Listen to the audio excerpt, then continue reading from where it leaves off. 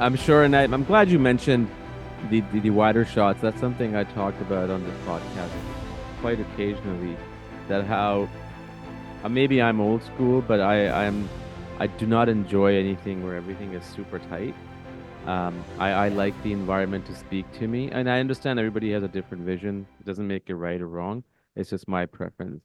Yeah. And it's so good to see that because even if you're paying attention to a character, the dialogue or a costume, then your eye might just catch something else if you're watching it a second time or Mhm. a third time. And it's Yeah. cool. It's really Mhm. cool because it speaks to the story, right? And it Yeah. people don't realize that, but it does definitely speak to the story. Oh, yeah.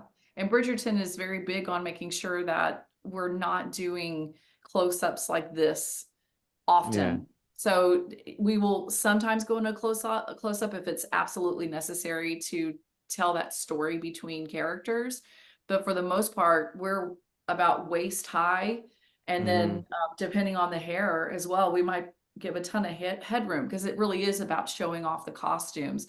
So that was actually a breath of fresh air for me too, coming out of network TV. Network TV has a tendency to always want to do these really tight close-ups, just for editorial sake, people watching on their phones, all that kind of stuff. But with Bridgerton, we wanted to hold wider frames to show off the space and the costumes.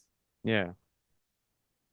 Um, so in terms of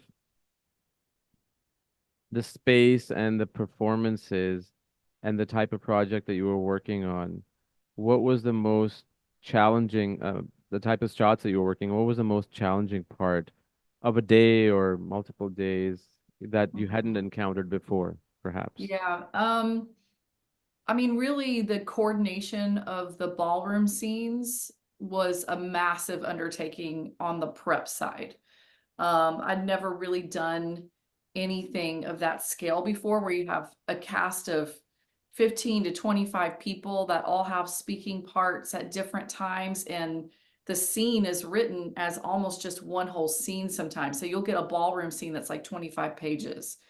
So then the director and I would go in and we part out these massive scenes to figure out, okay, this grouping happens at this section of the ball, this grouping happens at this section, and then just trying to figure out how to connect those different groupings of people and then the coordination of that. So then after we decide, okay, these are the groupings and this is where people are located and this is how we'll part it, then we have to go to the AD staff and make sure that falls in line with scheduling Yeah, because they don't want to have all of their main cast there all day long every day for a whole ballroom scene. That's just a lot to ask of the actors, because then you're also asking like lead characters just to hang out in the background as background people. So that's part of the coordination too, is just, okay, are we going to see the queen in these shots? And that's always a question. Are we going to see the queen? Because her outfits and wigs are really difficult to take on and off. And so we have to coordinate the day around that. Like, okay, at this time, and I'll let the ADs know to like 3 shots ahead. Like, okay, I think 3 shots from now we'll have this wide shot, and yes, I will see the queen in her balcony. So it's like that massive undertaking of the coordination for the ballroom scenes was something I had never encountered before, but it was really challenging and fun. Like, I'm kind of an organization freak anyway, so mm, coming up with plans with the director and the AD and figuring out how to solve these problems to make it all work together is part of one of the main reasons why I really love the job of being a director of photography. So I actually found it really fun.